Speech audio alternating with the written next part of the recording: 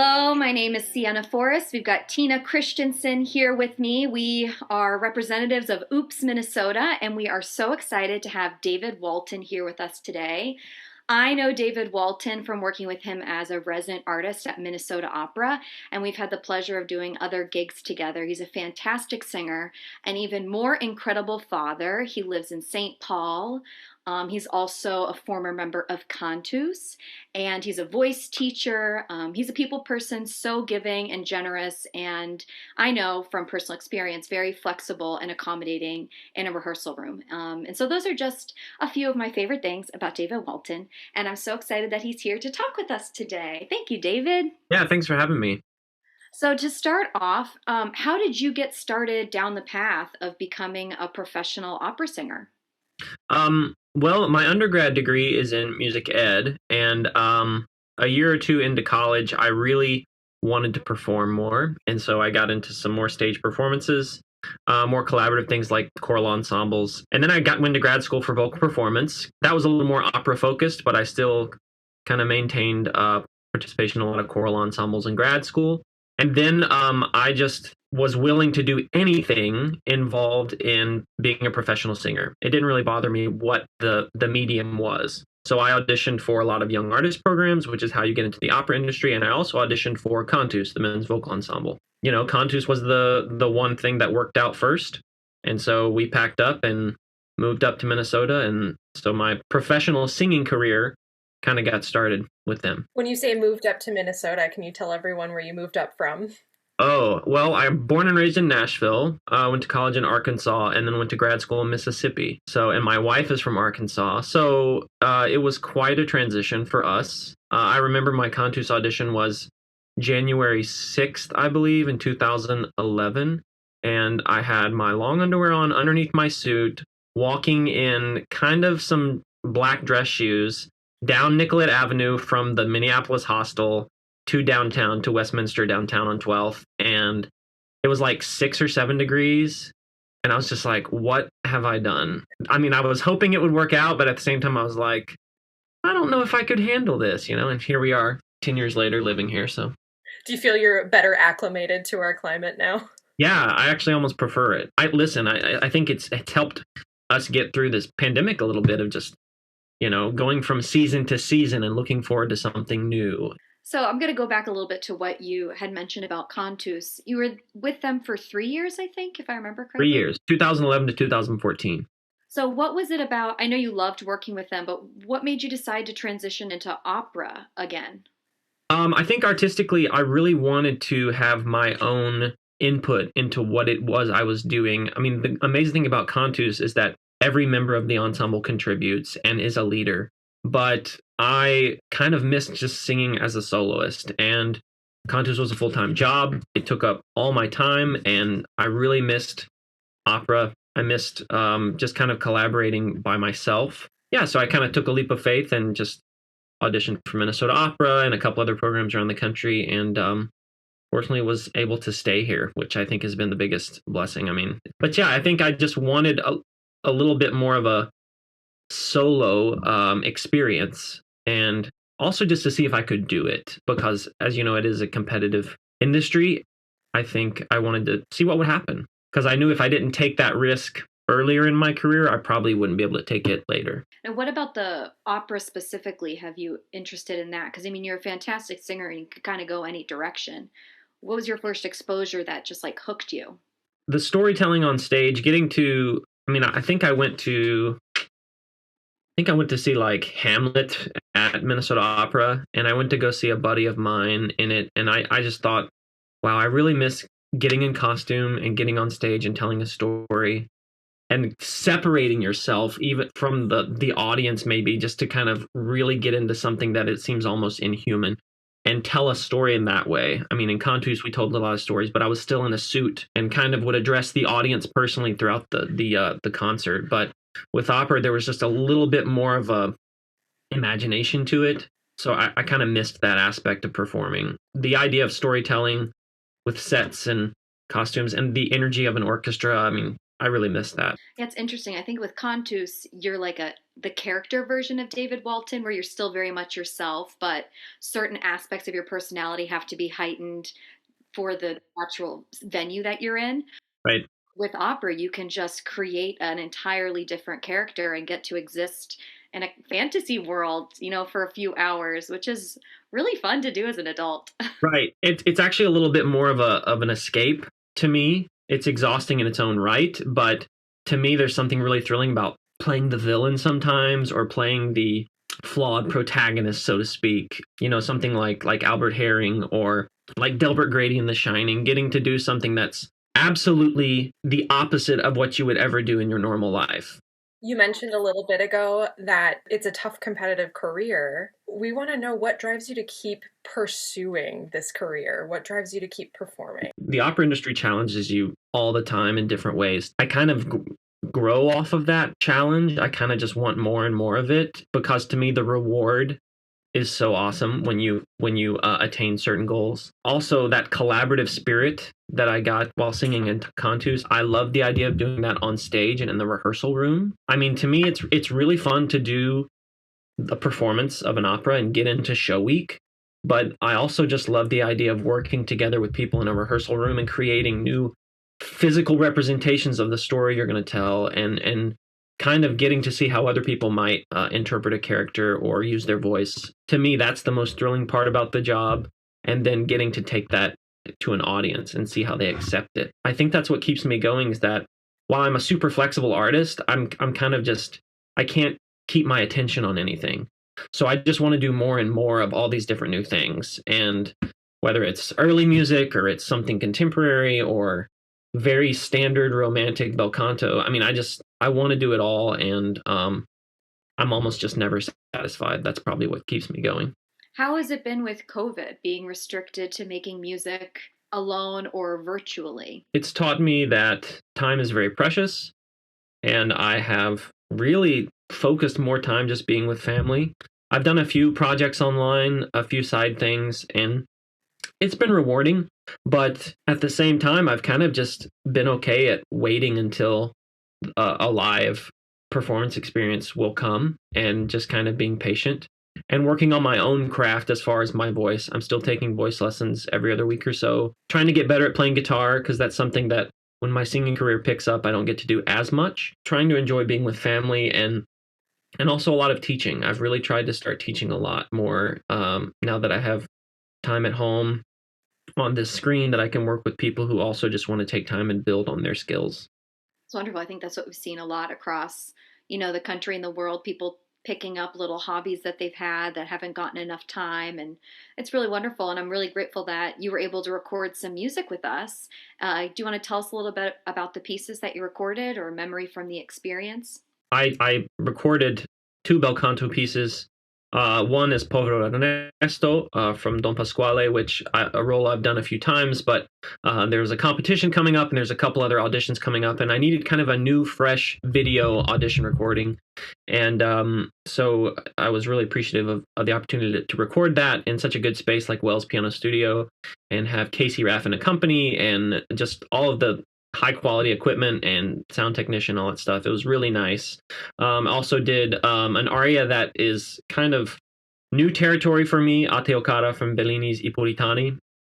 Talking about challenges, that's one that, 4 or 5 years ago, I wanted to be able to sing. And so to have an opportunity to record that and send it out to people is a really great opportunity. Yeah, and I'm also looking forward to accompanying myself on guitar for Pearl Fisher's, for Nadir's aria, Je crois entendre encore. Something I've always wanted to do is accompany. I mean, I've accompanied myself on guitar a few times before, but I've never done it with my electric guitar. So I'm really excited to use some effects and pedals and kind of get a little creative. And I can't work with an accompanist right now very much, so might as well just accompany myself. So the videos that you recorded at Wells Pianos, you said, were to use as an audition. Mm-hmm. Can you talk a little bit about the difference you find between recording an audition video versus a performance video? When you do a competition or do an audition recording, there's so many boxes you want to make sure that you check, because there's always something that they're looking for, and you want to make sure you fill that void. But with a performance, it's kind of a set it and forget it kind of thing. anytime you record, there's always something you could fix. But to me, when you do it just as a performance, you leave it out on the table, out on the stage, and the audience accepts it, and you can move on. With an audition, it's just like, if I only would have done this, then maybe I would have gotten this back, or there's always this what if. But with performances, to me, it's like, it's done. The audience took it, they accepted it, the listener downloaded it or whatever, and it is what it is. I really like that sentiment of just performing it and leaving it out there. A mentor of mine growing up, he was actually a marching band instructor, and he always used to tell us every time we went out on the field, he would say, leave it all on the field. And for some reason, that just like really connected with me at the time, and I never quite understood why. But now as a performer, I totally get it. Like, you leave yourself behind, and you give everything that you have in the moment, and it is what it is. You can't go back and change it. Right. It's kind of a liberating feeling to just release it all, and then whatever you need to fix, you can do it for the next time. That's kind of the most thrilling thing about performances. I also have heard leave it on the field, but maybe from an athletic standpoint, when I played high school football, which was, absolutely go out there and give it everything you can. And, at first in my performance career, I was afraid of doing that because I felt like I wouldn't have enough for the next time, right? Like, or I would damage my voice or overact and manipulate my singing or something like that. But now I feel like I've got a little bit more understanding of what I'm capable of, and I can mentally give everything without physically giving everything to so I don't collapse on stage. Although some audience members want that. I don't know. They're crazy, but... We should also adopt the Gatorade dump at the end of the show on stage, right over the maestro. And when things reopen, can we just have cheering when someone has a stage entrance or when they have an exit? If there's a slap aria, I want everybody cheering on whoever did the slap. You know what I mean? Yeah. I want it all. I want a noisy operatic experience that only gets quiet in the really sad or awkward moments. I just crave a lot more energy from an audience that is vocal and just hemming and hawing and oohing and ahhing and sneering and jeering and all that kind of stuff. Yeah, I do hope that COVID changes our relationship to a performance as audience members, because it can feel so restrictive at times. Something could be hilarious, but you don't know if you're allowed to laugh. And I don't think that I really appreciated the energy that an audience brought. You always are aware of it, this night people were really enthusiastic, last night they weren't really laughing. But we did a gig together outdoors on stage with the audience in their cars or on chairs masked.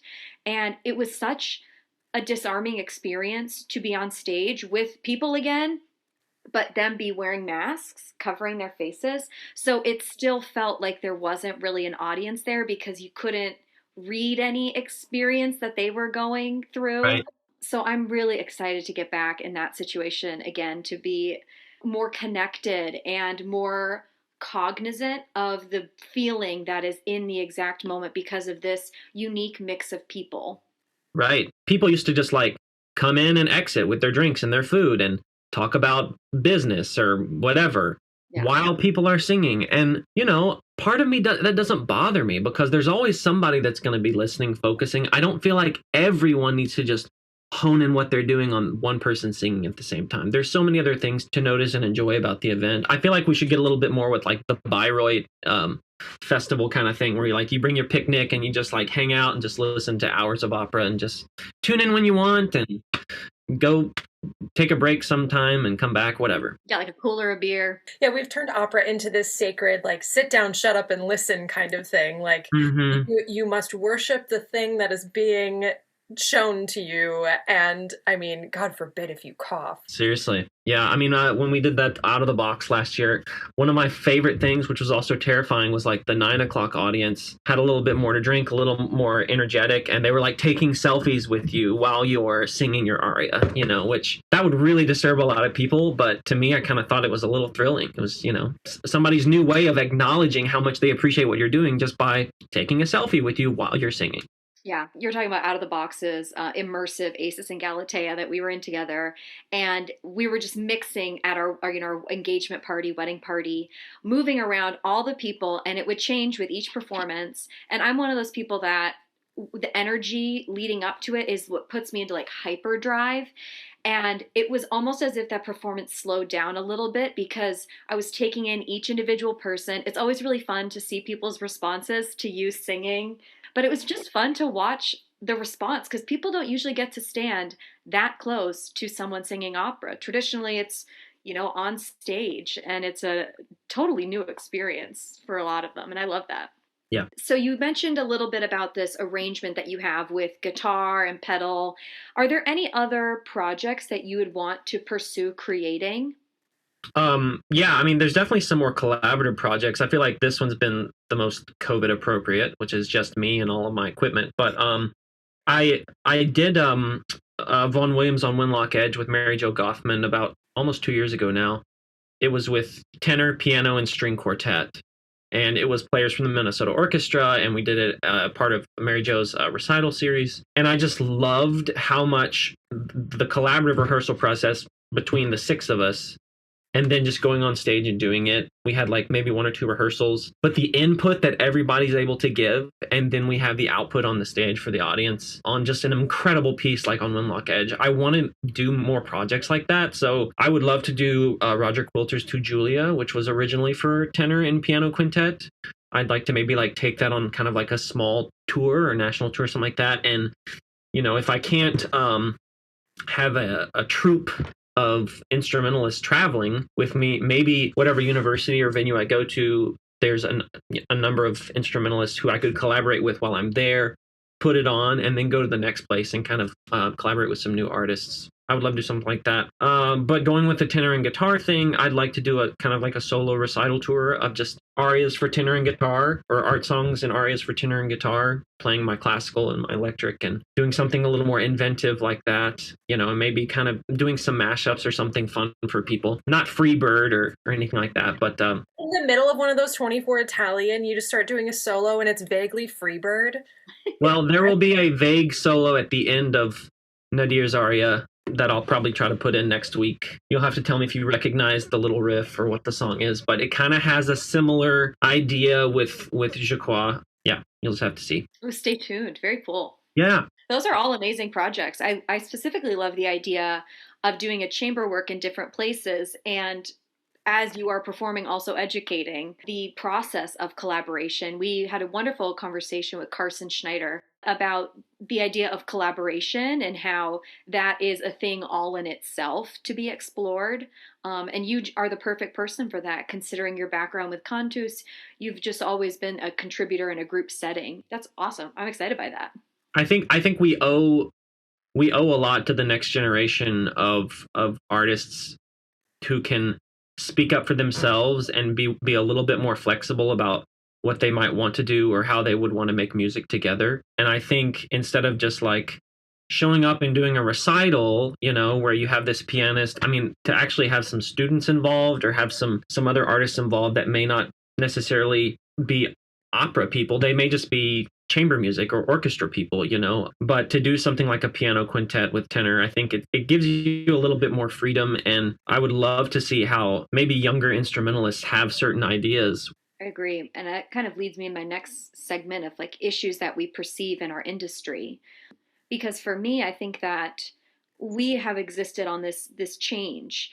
It's been this traditional structure of this is the path you have to go down, this is how it is. But now it's singers are small businesses. We have to have a knowledge of social media, marketing, contract negotiations, writing grants, doing taxes, teaching. We have to learn a full gambit of knowledge that we were never taught. And I'm really empowered and excited by this idea of putting capital money into the hands of people who have these great ideas that haven't been pursued yet. But from your perspective, what are some other issues that you think affect the industry or things that you've experienced? I think there's a desperation in the singer to make art at any cost. And that cost is oftentimes their social well-being or their physical well-being, their mental well-being. And I just don't think that's right to kind of just put that aside and say, no, you come on and do the project with us or do the contract anyway. I feel like singers are kind of cornered in making these decisions that impact their families, impact their health.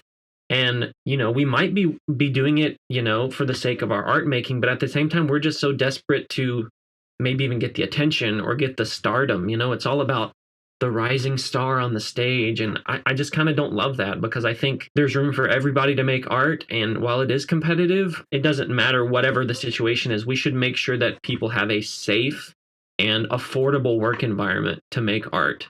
And I feel like that's kind of getting put on the back burner because people are just like, well, there's no money for it, so this is what we have. And I'm like, well, figure out a way to get money for it and figure out a way to respect your artists. I don't know. I feel like we should gain a little more ground, gain a little more respect for ourselves, and also be a little more collaborative in the rehearsal room. I mean, there's so many conductors and artistic directors out there that I respect, but oftentimes it's just like, walk in, do your job, don't argue or don't have a discussion about how you want something to be done, because this person has gained so much of a reputation or whatever. It's just, I feel like that kind of stuff is hopefully going away, because I think everybody needs to walk into the rehearsal with a clean slate and be willing to listen before they sing. That's something that we really feel passionate about at Oops.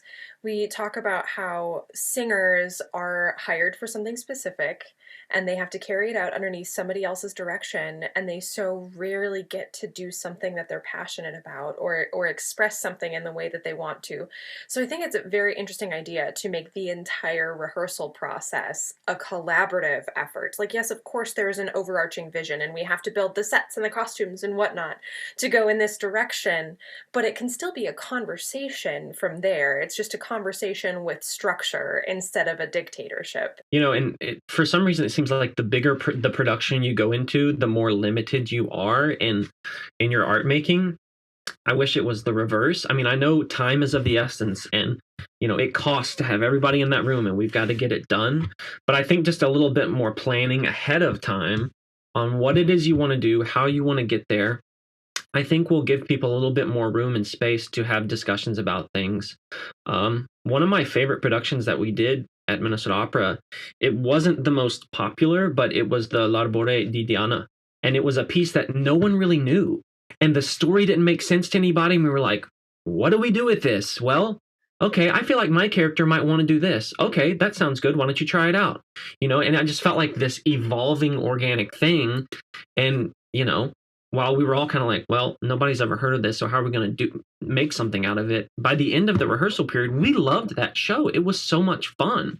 Whether or not the audience got a lot out of it, who knows? But I think the artists on stage, we had fun making that show. And I feel like there maybe should be more spirit with, that's why people bring out these pieces that we've never heard before from the past 200, 300 years. We try to reinvent them, that's kind of why I love new music, because no one's done it before me or some of these roles. And I feel like I get to make it my own, bring something to the table. And if I want to change it, then we'll change it. But there's no set way of how it should be done. That's kind of the biggest burden to me of a lot of bel canto, is that, well, so-and-so on this recording back in 1970 did this. And I think that's just the only way to do the ornament or whatever. And I'm like, yeah, I'm not here for that. I'd rather do something else. I sadly missed that production, but I was recently talking to someone about, how they're missing performances, and they said that was their absolute favorite. And I think a lot of that has to come with the way a performer feels doing something, because I've done remounts where you have to be here for this, and this is the gesture because that's what the original production did. It's like, okay, fine, like I'm just doing what someone is literally telling me to do at the exact time. But for you guys, you had, a stake in the claim. Like this is something that you brought. It was your idea. I think people vibe with that energy. Right. And that's also what gets me excited about people doing their own projects, because it's something that they're so passionate about. They're taking all these steps to make it happen. So the only result can be something that's really special. And I think those are going to be really great, like gateway drugs for people to get into opera, to see someone who's on the younger side doing something that's not traditional, but resonates with them and represents themselves and where they come from and their ideas.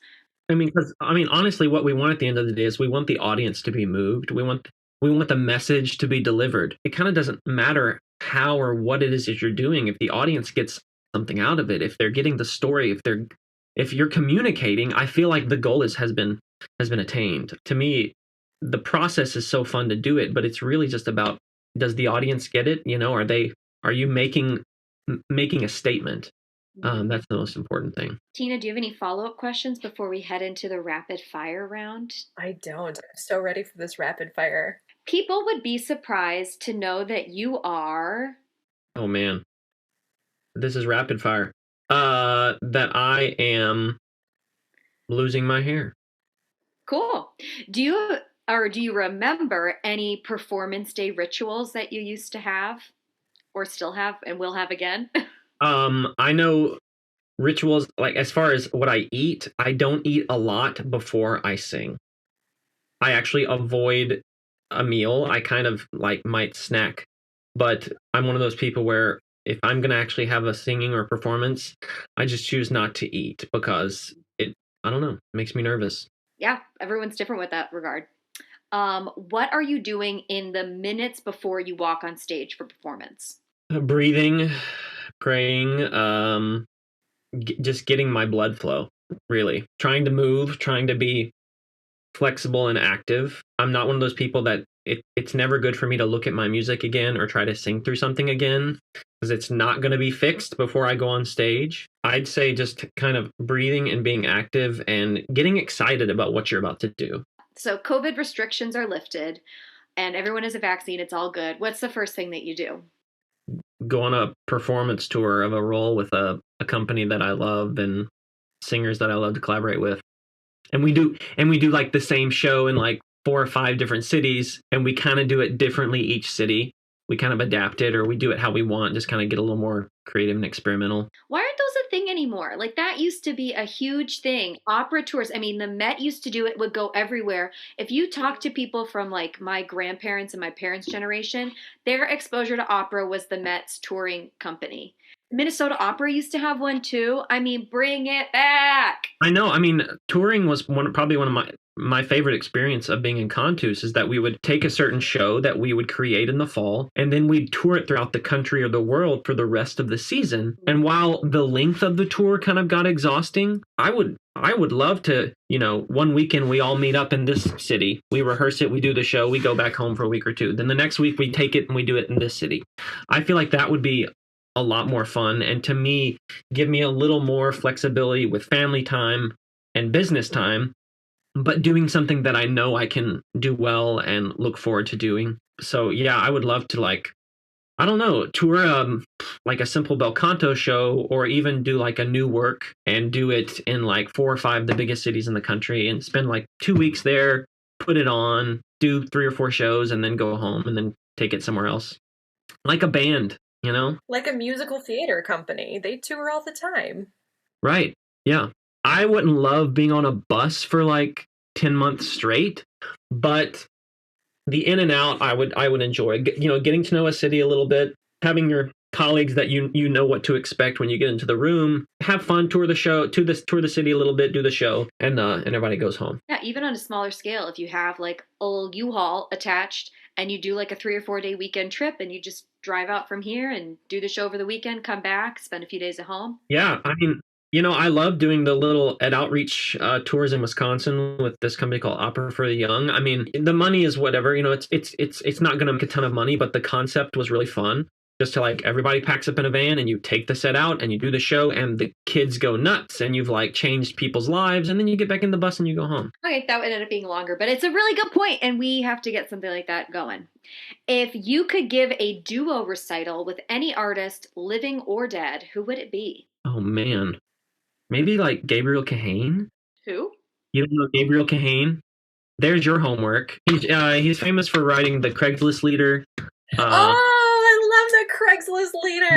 Yeah, he's to me, he's an amazing innovator, and I would love to collaborate with somebody like him. Somebody who kind of straddles the classical, contemporary, commercial line, like Chris Thile. I think it would really be fun to collaborate with Chris Thile and do some like Bach tenor cantatas with mandolin, and guitar. I feel like that would be really cool.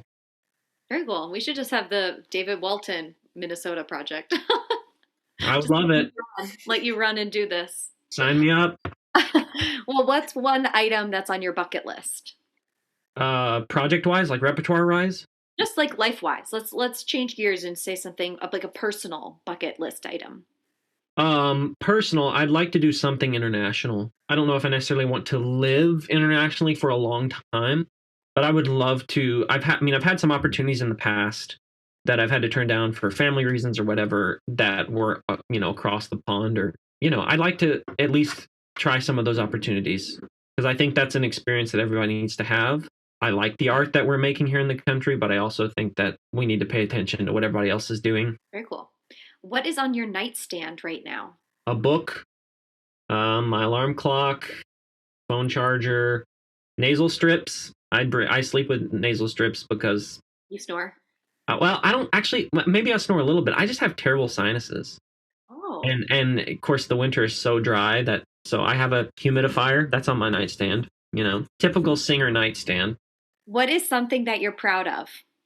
I'm proud of my family. How we stuck it out through the pandemic and kind of been pretty diligent and pretty careful. I think we've done the best that we can. I'm proud of how we've handled things so far. Do you have any advice for your younger self? You think you know, but you have no idea. What was that? The Real World? Is that I think it was MTV Cribs or something. Oh, Chris. Well, David, this has been so nice to talk with you. Is there anything that you would like to promote? Ways that people can get in touch with you? My website, www.davidwaltontenor.com. There are some possible events coming up, but of course, pandemic, who knows? Yeah, I love the Twin Cities of St. Paul, Minneapolis, and I will probably pick work here over other places just because I love the art scene here. But I also love to travel, and so anytime people want to come see a show or come support me in the Twin Cities or nationwide, I would love to see you. But yeah, I think what Oops is doing here, especially with the Twin Cities arts community, is amazing. And I'm really excited for, not just the few artists that you're launching with now, but what this is going to look like in 5 to 10 years. I think it's going to be a huge thing.